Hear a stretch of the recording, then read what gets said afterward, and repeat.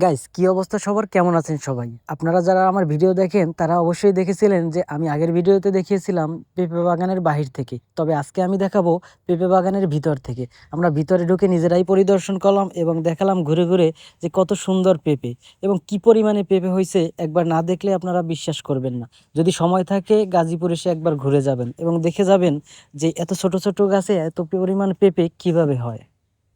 আসলে আমাদের অনেক টাকা নাই, তাই হয়তো আমরা অনেক সুন্দর সুন্দর জায়গায় ঘুরতে যেতে পারি না এবং আপনাদের দেখাতে পারি না। তবে আমরা যে জায়গাটায় এসেছি সে জায়গাটাও কম সুন্দর না। আমাদের কাছে এতেই তৃপ্তি। এবার আসেন আসল কথায় ফিরে যাই। আমি আমার বন্ধুকে জিজ্ঞেস করলাম, "বন্ধু, এত ছোট ছোট গাছে এতগুলো পেঁপে কিভাবে সম্ভব?" বন্ধু বলল, "এগুলো হাইব্রিড পেঁপের গাছ।" তবে একটা কথা শুনছেন হয়তো সবাই, যে গাজীপুরের মাটিতে সব সবজি বা সব ফলনই ভালো ফলে, তাই এগুলো এত পরিমাণে হয়েছে।